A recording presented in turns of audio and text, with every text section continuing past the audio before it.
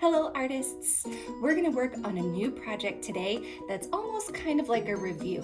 We're going to use some wavy lines, some capital letters, and our own names to help us create this project. So let's get started. Okay, today's project. Like I said, we're going to be using wavy lines and capital letters to write our names to create an interesting looking piece of art. That simple, wavy lines and capital letters. You don't have to use your name. I wrote out Trailwoods Blue Jays for my artists at Trailwoods. And I also wrote out Whittier Lions for my artists over at Whittier. But we're gonna focus on using our names. You'll need a pencil and some things to color with if you have it, and a Sharpie.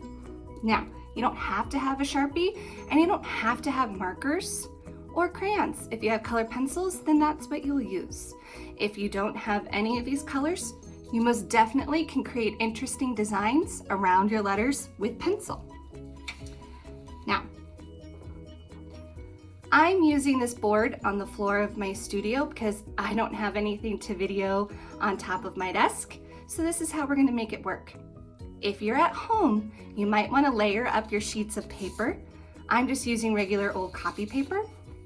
If you do have a Sharpie, it'll help to layer your papers so your Sharpie doesn't leak through and get onto your parents' dining room table. A piece of cardboard would work as well if you don't have extra paper. All right. When it comes to using the wavy lines, the smoother the wavy line, the easier this will be. The crazier your wavy line, the harder this will be. This is what a smooth wavy line would look like. That's a smooth wavy line. Here's what a crazy wavy line would look like. That is going to be really hard to use. And it's going to kind of be really tricky because we're wanting our letters to look big and small throughout our project. I'm going to start with Mrs. for Mrs. Bonner. And I'm going to use capital letters. When we do this, we want to start from the top of our paper down to the bottom of or the first line. Now you'll notice that my E doesn't go all the way to the top just because I want people to be able to see that's a letter E. All right? From here, I would use my Sharpie to go over my pencil lines and my letters. And then I would pick what I want to color from. I like using crayons, so I would finish mine with crayons.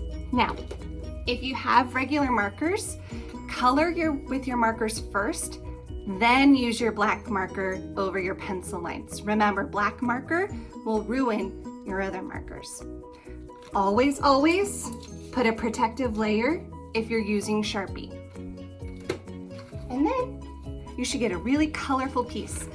For mine, I decided to use kind of like a color pattern, or I used just specific colors, orange through blue, yellow, orange through blue. And then for my Whittier Lions and my Trailwoods Blue Jays, I wanted to use the rainbow. It is up to you how you color them. I can't wait to see your work.